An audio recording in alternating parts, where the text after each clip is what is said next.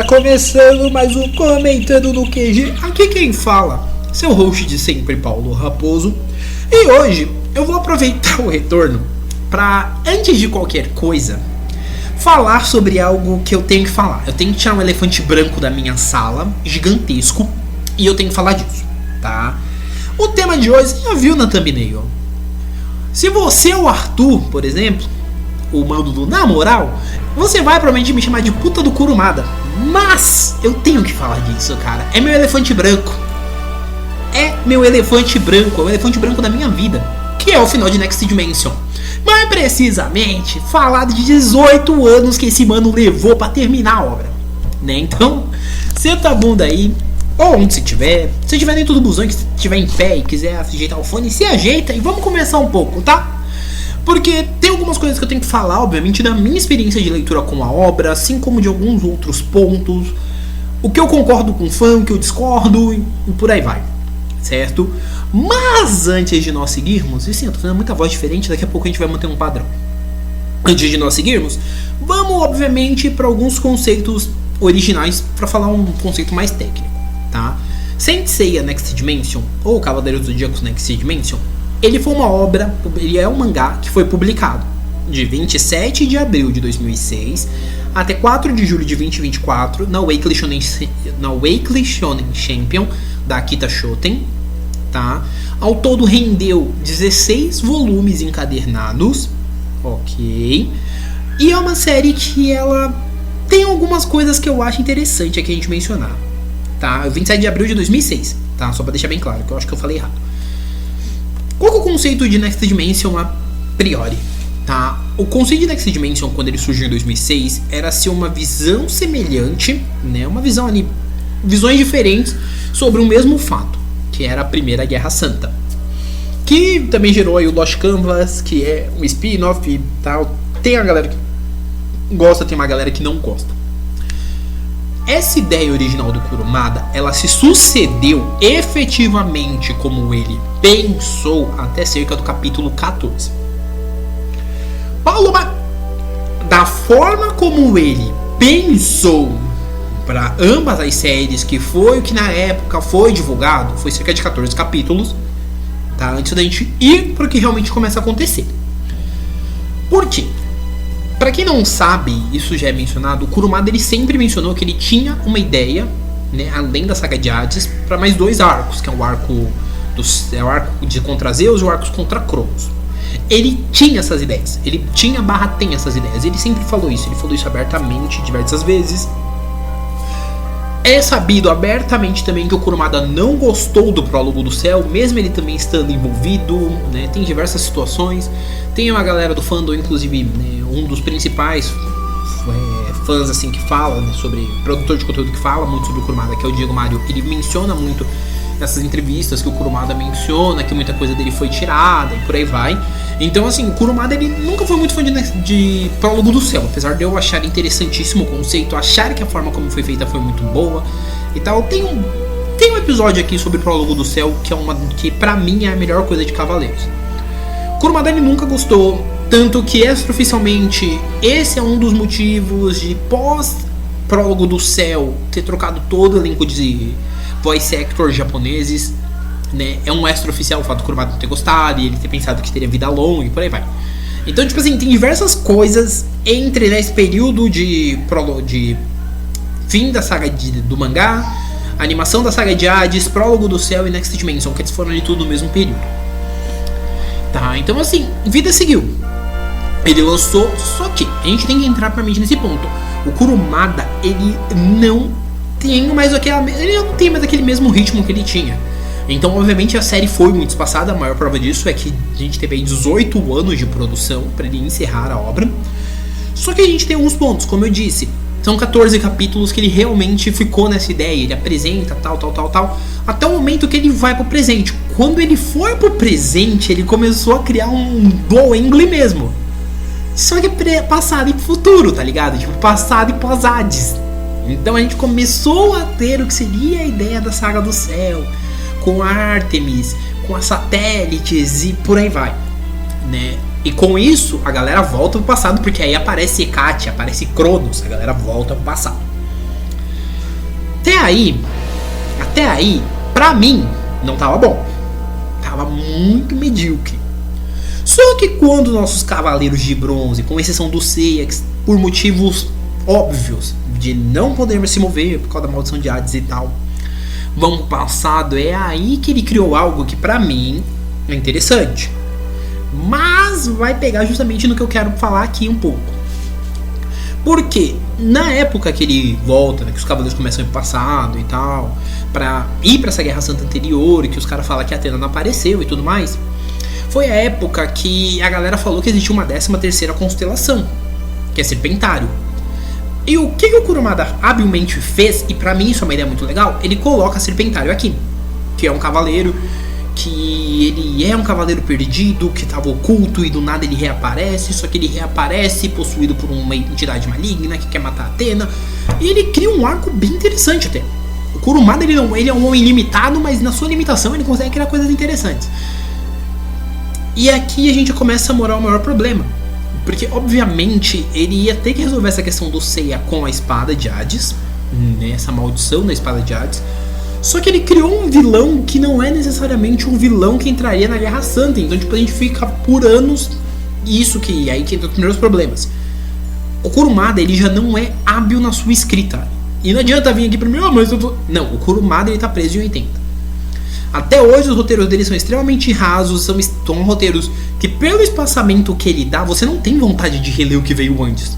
Ah, não tem. Não, você não tem. Se você tiver, você é muito fã. Mas tipo assim, se você é um leitor casual, não é, por exemplo, puta, li vai Vagabond e o Takehiko Inoue vai voltar, eu quero reler tudo. Kid Hunter, vou parar esse ano que vem eu quero ver, daqui a um ano, um ano e meio eu quero reler. Não.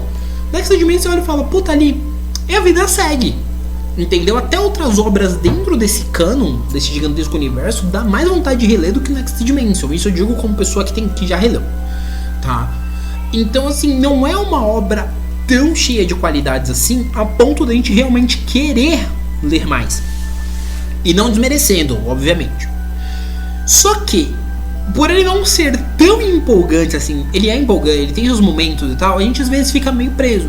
Aí quando a gente chega na casa dos 10 volumes, mais ou menos 11, que é quando realmente começa a ficar legal, que essa questão do Serpentário começa a bater mais, você realmente fica empolgado. Só que, cara, a cada ano ou a cada biano, a cada 2 anos, o cara que escrevia tipo 10 capítulos, 15, tá ligado? Ele fechava 2 volumes.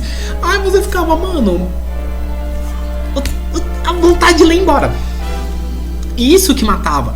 Porque, tipo assim, era uma história que ela tava fluindo bem. Aí quando ela chegava num momento que tava bom pra cacete, tipo assim, ele parava. Aí quando ele voltava, ele ainda tentava trazer um recap. Só que, tipo assim, você ficava, isso aqui tá meio chato. E aí é quando a gente entra no principal problema, que é o que? Ele resolve, obviamente, essa treta final, obviamente, o que é muito legal. Ele resolve essa questão do Serpentário, ele faz o Acelpsio, que é o vilão, né? E aí ele vence. E aí a gente entra no que pra mim é o primeiro problema. Porque a treta referente à espada de Hades, ela é resolvida. Só que a forma como ela é resolvida aqui, pra mim, ela não é tão eficiente. É divertido, é galhofão e divertido e ponto. Só que eu admito que eu acho interessante, tipo, a questão da Athena meio que ter matado o Seiya no prólogo do céu, pra então a maldição ser removida. Eu prefiro. Me julgue, mas eu prefiro, porque tipo assim, eu acho mais interessante o conceito de tipo, ele morreu pra então essa maldição ser retirada. Ele morreu pra então a maldição ser retirada e quando ele volta, ele já tá 0 bala, do que eu ir pro passado pra ter que puxar uma espada imaginária e mesmo assim saber que eu tô bugando o contínuo tempo e tô zoando tudo, entendeu? É bem complicado. E aí é que a gente entra no maior problema, porque como eu disse, era pra ser uma visão dupla do mesmo ângulo. Isso dura tipo 14 capítulos. E pós toda essa aventura dos Cavaleiros de Bronze e Athena no passado, ele coloca como nota de rodapé: ocorreu a guerra. Bom, então tipo assim, meio que é frustrante, pra dizer o mínimo, tá? Isso eu tô sendo muito honesto, porque eu sei que esse episódio, se chegar em fãs de Cavaleiros, o cara vai querer fazer um texto, vai querer fazer uma bíblia falando que não é bem assim e tal. Mas a gente tem que resumir dessa forma. A ideia que ele concebeu inicialmente no Next Dimension não é a ideia a qual ele seguiu. Ele concebeu o Next Dimension falando que era uma coisa, após 45 segundos ele fala, quer saber? Eu falei que era uma coisa, mas eu quero fazer outra. Ele tem esse direito? Tem. Mas se você me promete uma maçã e você me traz uma pera, não faz muito sentido. Obviamente eu vou consumir a pera, porque é uma frutinha, né? Ah, vou te levar uma fruta. Qual fruta? Uma maçã. E você chega com uma pera e fala, hahaha, eu falei que era uma maçã, mas, né, no fim das contas eu decidi trazer uma pera. É uma fruta, vou comer, né? Mas não é o que eu tava esperando. O que me foi prometido foi uma coisa que casaria, tanto que por isso, na época, ele também deixou ser gerado o Lost Canvas. Só que o conceito de ambos foi diferente, foi utilizado de uma maneira diferente. Tá, segue a vida. Quando a gente segue a vida e vai pro pós, né, aventura no passado, é aí que pra mim mora o elefante branco que eu disse que eu tenho que tirar. Porque Kurumada fez a versão dele de Prólogo do Céu. Tá? Gosto da decisão? Não. Acho efetivamente divertido os capítulos que se foi feito, né? Que são os que correspondem basicamente ao final disso. Sim. Eu gostar e eu achar divertido são coisas distintas, obviamente. Porque eu não gostei. Eu acho que assim, se você quer fazer algo semelhante ao material que você tem em mãos, eu acho que o mínimo que você tem que fazer é respeitar também aquilo que você ajudou a conceber anteriormente. Por mais que não tenha sido aproveitado todas as suas ideias, tá? Mas ainda assim, eu acho um pouco chato a forma como ele decide utilizar isso de recurso final para falar, então, é aqui que eu resolvo o B.O. Porque assim, pontos que claramente ele deixou ali no Perdidão, que foi dessa saga do céu, que no tópico daqui a pouco eu vou mencionar, eu vou entrar nessa questão, mas eu gosto. A questão do Toma. Ele aparece o Toma, que a Calisto manda o Toma ir lá acabar com o Seiya. No fim das contas, o Toma, ele acaba ajudando os humanos e meio que recupera um pouco aquela questão de humanidade dele. E claramente você sabe quem é o Toma. Se você não leu, e foda-se, é spoiler. Ele é o irmão da Marin. Então isso ficou meio nítido que será utilizado da mesma forma que foi no filme e tal. E isso é legal. A forma como ele trabalha isso, pra mim, é muito interessante. Porque ele deixa um personagem novo, ele faz esse personagem... Ele faz do jeito dele, obviamente, porque eu não acho que o Kurumada é muito apto a aproveitar personagem. Mas ele faz de uma forma que é legal. Não compromete o produto final, você acaba se divertindo. Só que aí a gente tem um ponto, que é justamente isso. A Athena foi fazer uma aventura no passado, corrompendo a lei do tempo e espaço. Aí os caras pegam e falam: Athena, você será rebaixada, vai ficar de castigo, presa. Aí ela fala, beleza. Aí aparece o Apolo e fala, então, irmã, eu vou extinguir seus cavaleiros e tal. E aí a gente tem um final muito meia bomba, que é basicamente ela virando humana, tá ligado? E perdendo as memórias, tá? Então, tipo assim, como eu posso dizer? Ele utilizou Prólogo do Céu aqui, só que foi um Prólogo do Céu de pobre. E você, fã de Kurumada, que está ouvindo isso neste momento, vai falar pra mim, não, mas a ideia do mestre era essa desde o começo. Segue sendo uma ideia pobre. Porque eu gosto da ideia de a gente realmente ficar instigado pro que vem adiante.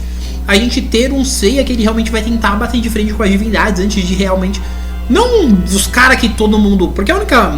né, pra quem assistiu Cavaleiros e pra quem leu o mangá, sabe que a única pessoa que aceita os bagulho de cabeça baixa é a Athena. Os cavaleiros não aceitam. E ainda assim que você percebe que existe uma palmolescência dos caras de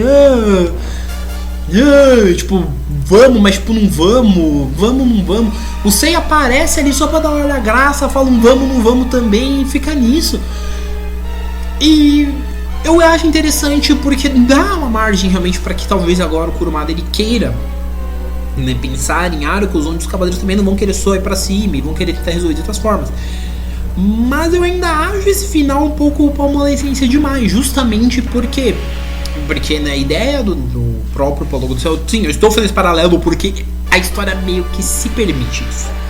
A história meio que me dá essa brecha, então eu vou fazer uso dela com total prazer. No filme mesmo, quando o Apolo aparece e ele quer matar a Athena, ele quer fazer acontecer, você fala, não, irmão, pelo menos um soco eu vou te dar. Aqui não tem isso, não tem essa valentia, tá ligado? E mais do que isso, a gente passa o filme inteiro vendo um Seiya contido, só no final que ele não vai ser mais contido e tal.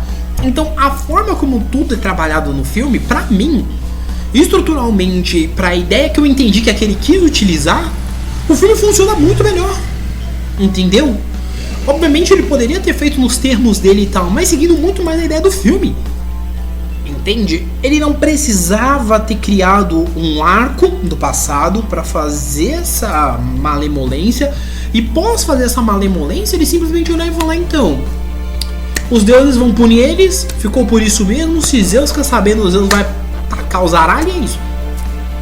Pra na última página passar o ceia pela Atena chorar e tal, e ter uma... Entendeu? Aí entra um ponto. Esta parte do Apolo ter apagado a memória de todos, pra mim isso é muito interessante. Pra mim funciona melhor do que no filme, porque no filme fica subentendido que é apenas o Seiya e a Saori que foram afetados. Aqui já não, aqui ele realmente mostrou que o som do mundo foi afetado e isso é bacana. Mas a forma como chegamos nisso, pra mim é ruim. Porque, tipo assim, você tirou o que poderia ser tipo o início de uma série de batalhas contra, né, satélites e tal. E até mesmo os caras tentando peitar deuses pra, tipo assim, falar não, os cavaleiros tentaram lutar com os anjos ou qualquer coisa que o valha. Pra, tipo assim, fazer um diálogo ali onde punição e punição, porque você fez um bagulho que... Entendeu? Ok. E eu sei que vai ter uma galera que vai fazer a defesa e vai falar, não, mas você tem que entender que era essa a ideia do... Essa parte, se alguém falar pra mim, a ideia desde o começo... Não, a ideia desde o começo não era ele, obviamente, voltar aos Cavaleiros do Tempo. Só que eu tenho pra mim que ele não sabia como fazer isso no tempo presente.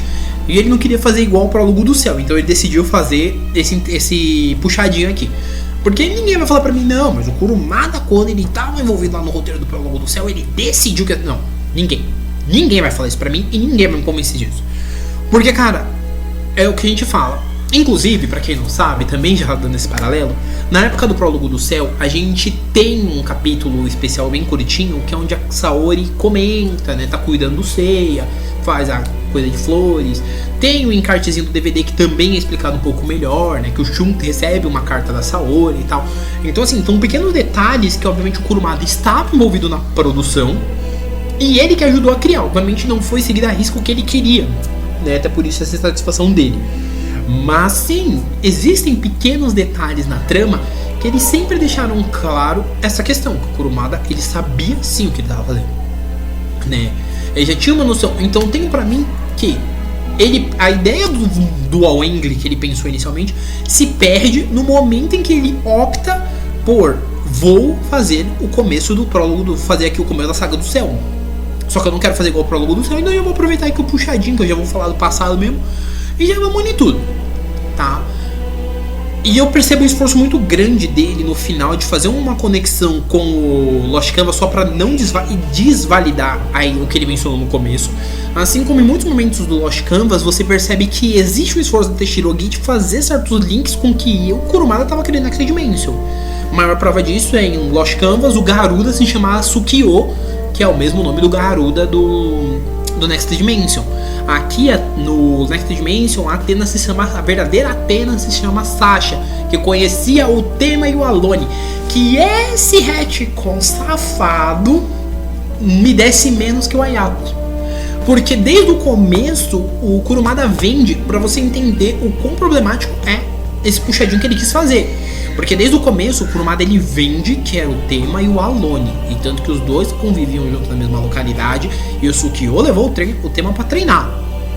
Até aqui ele fez um rap. E aí quando chega nessa parte de falar que existe uma verdadeira Athena naquele tempo, que ele vai falar da Sasha, ele mete um retcon pra falar que os três sempre estiveram juntos e que tinha uma pulseira de flores. Então tipo assim, ele mete uns retcons que não haveria necessidade se ele real fosse fiel à ideia. E não adianta falar pra mim, pô, Paulo, ele foi. Não, ele não foi. Se você sentar 5 minutos pra analisar os pontos, você vai perceber que o Kurumada ele não é 100% fiel ao que talvez ele tenha planejado desde o começo. Na reunião de briefing, ele olhou pra Teshirogi e falou, é isso, tem esses três, a gente vai trabalhar, eu vou trabalhar assim, você vai trabalhar assim. E no meio do caminho ele falou, pô, eu não vou conseguir acompanhar, não vou conseguir entregar, realmente eu vou fazer diferente. Eu não concordo com essa ideia do que ele fez, tá? Assim como eu acho que o final, apesar dele ser interessante, ele esbarra num outro problema que eu tenho que falar, que também é outra parte do elefante branco. A primeira é, Esse final em aberto, ele não ajuda, né? E mais do que não ajudar, ele acaba tornando todo um processo falho de várias maneiras. Primeiro porque ele teve que fazer detalhes ali pra tentar fazer um link e torna uma série muito mais fraca do que ela deveria ser. Tipo, pra mim ela não é uma coisa nem de longe boa, ela é ok, pra dizer o mínimo. Só que a gente esbarra em outro problema, que é o fato dele encerrar um arco que ele poderia não ter mexido nesse momento. Ele cria um link, pra mim, nesse momento desnecessário, após 18 anos produzindo uma obra, dando a entender que ele vai fazer outro arco. E aí a gente esbarra no segundo ponto do elefante, que aqui a primeira parte que eu falei é a bundinha, agora a gente vai falar da parte que envolve a cabeça, que é o que? O Kurumada já tem mais de 70 anos, tá? Senhor Masami Kurumada, ele já tem mais de 50, mano, o cara tem 50 anos de carreira, o cara obviamente já é um senhor, tá? E quando a gente entra nesse ponto, sei que vai ter uma galera que vai falar isso não tem nada a ver. Eu vou dar um outro exemplo, que é o Yoichi Takahashi, tá? Antes disso, deixa eu só confirmar aqui a idade do Kurumada.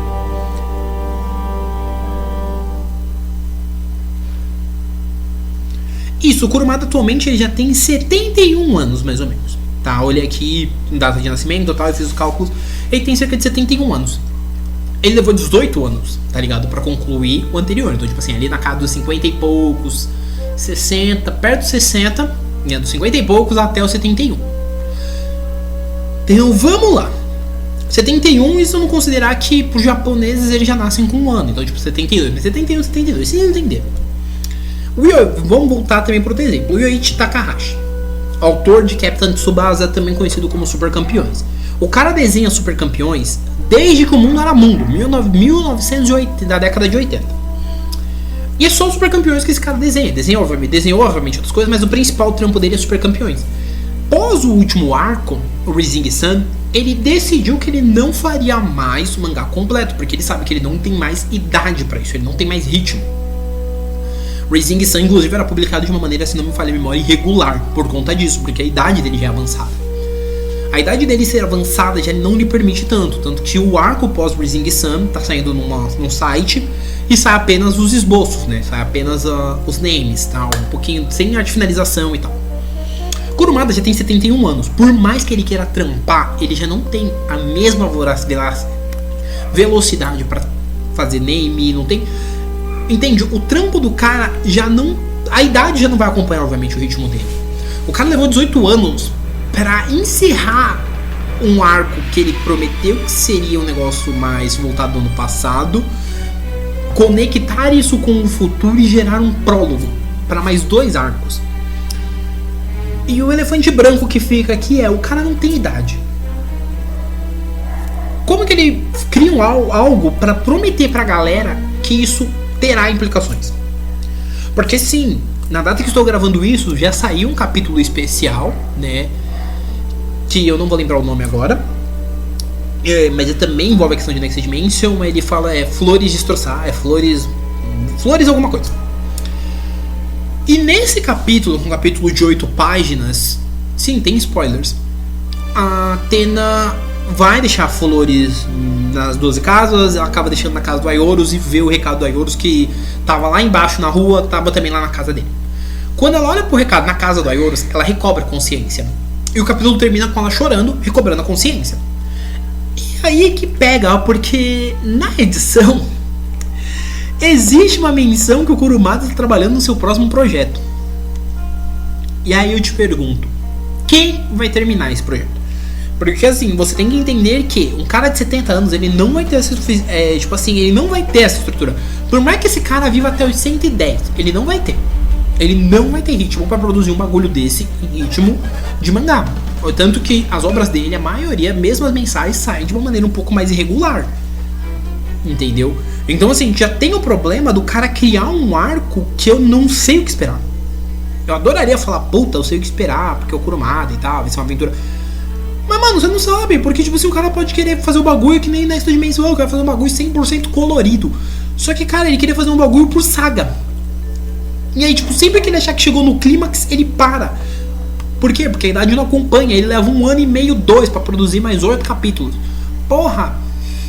A gente chega num ponto que a gente simplesmente diz, cara, dá essas ideias na mão de uma pessoa, tipo, de um roteirista legal, tal.